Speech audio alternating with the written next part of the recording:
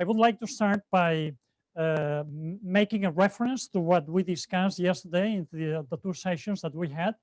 You remember that in the first session, we had Colin Mayer's paper discussed by Luigi Zingales in a session chaired by Mireia Giné on the scope and the impact of the statements of purpose and how to make those statements of purpose really influential in the long-term orientation of the company, and also how to make them useful and functional for the investors community and the whole society. We had a fantastic debate.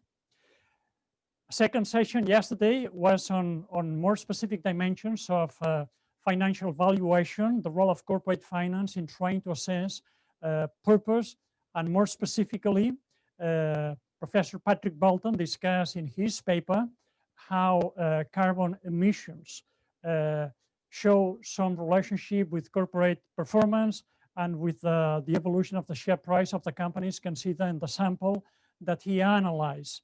I think that his model was very robust. We were very impressed by not just the model, but also the results that he presented, and also the interpretation of those results. We were joined by Sophie Lelias, who made very interesting and insightful comments on this paper, coming from a well-known investor and board director, and we had a fantastic debate moderated by Xavier Vives. I think that, that Patrick left us with, I think, a very interesting question that links yesterday's sessions with today's sessions, I think, in a very special way. Patrick said something like, look, we need to think about purpose and how to bring purpose and ethics back to corporate finance, economics, strategy. And I think that this is, I think, a very interesting reflection that connects also well with what Colin Mayer and Luigi Zingales discuss about the scope of the declarations and statements of corporate purpose. And I would like to introduce a bridge between yesterday's sessions and today's sessions around this notion that Patrick Bolton left with us yesterday, bringing here the reflections of four distinguished scholars who have thought a lot about purpose, coming perhaps more from the strategy and leadership perspectives of purpose more than corporate finance. But I do think that their reflections are especially useful.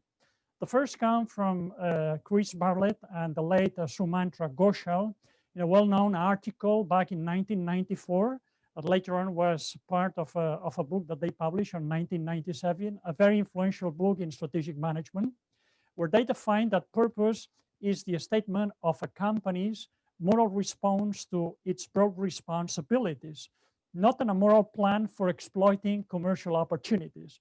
I do think that this statement of purpose, of the notion of purpose, I think is really good to think about what purpose should include and what purpose should exclude. Obviously, if we consider Chris Bartlett and Sumantra Ghoshal's statement, we may ask ourselves, well, how do we bring this notion of purpose down to the organization and to assessments of performance in organizations that adopt this notion of purpose?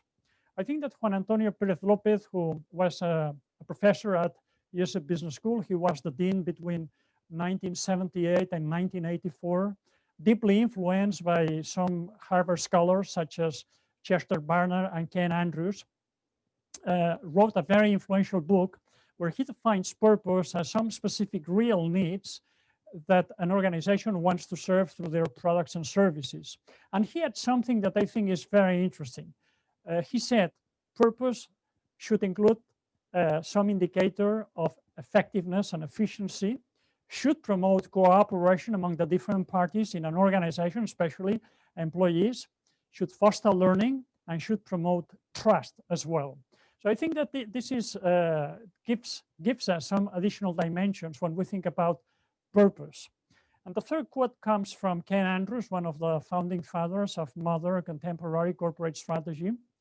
He doesn't define purpose itself. He takes purpose as something given, but in his book on corporate strategy in 1971, he says that the judgment of what a company might do, what a company can do, what a company wants to do, and what a company should do defines the firm's purpose and shapes its strategy.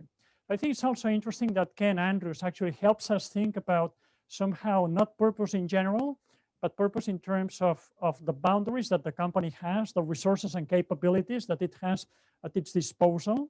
Also, somehow the sense of aspiration that top management and employees may have about the company, obviously investors as well, but also the responsibilities, what the company should do. So those are three reflections that I just wanted to share with you to help connect yesterday's sessions with today's sessions. Today we will have two outstanding sessions. The first on corporate purpose and the theory of the firm. We are joined by a Nobel laureate and MIT professor, Ben Holmstrom. We asked Ben to think about how the contemporary notions of purpose can become part of the contemporary theory of the firm that he has contributed so much to develop over the past 3 decades. So we're looking forward to his thoughts, ideas, and reflections on this and how this can be done. We also wanted to somehow see how a CEO who has done it, who has actually bring purpose into real life in a large organization, how this can be done. And we invited Paul Polman, the former Chief Executive Officer of Unilever. All of you know Paul very well.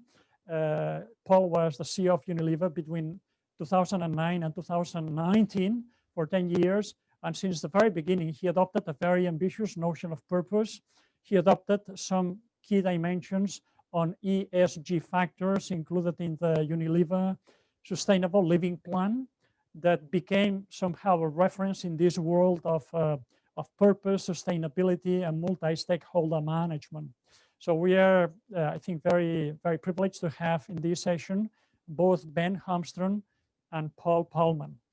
This session will be chaired by Professor Joan-Ric Ricard, and we also have the privilege of counting on Henry Trix, who is the Schumpeter writer at The Economist, who will moderate the discussion between Ben and Paul. In the second session, we're going to move again to some specific dimensions of purpose, and in particular, a dimension that sometimes may get lost in this debate on purpose. It's the human factor. Many times when we speak about purpose, we think about solutions for the planet, which are very important. We think about the impact on the environment, which is very important. The impact of carbon emissions, as yesterday Patrick Bolton helped us think about and measure and assess and see how they relate with other indicators of performance. But we also need to think about what's going on inside the organization when a notion of purpose is actually adopted.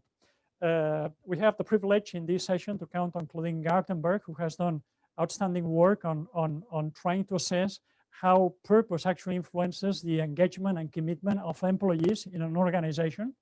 And she will present a very interesting paper that combines those dimensions together with the structure of ownership that companies actually have. She's got very good empirical data, and more important, very detailed analysis and judgment on what's going on inside companies that actually adopt a notion of purpose. We have Caroline Flammer from Boston University, who will discuss this paper in a session led by Elo von Taden from the University of Mannheim. And it promises to be just a very interesting session, but I would say a key session in this conference on corporate purpose and corporate governance. At the end, some of you have registered for these breakout sessions, specialized sessions on different topics. They will take place after session number 4 today. And I hope that this also provides some of you with the opportunity to get together and discuss in smaller groups some of the topics around this conference. So thank you very much for joining us today. We wish you a fantastic conference, and we hope to get lots of ideas, reflections, I would say better frameworks to adopt corporate purpose at different levels in organizations and society.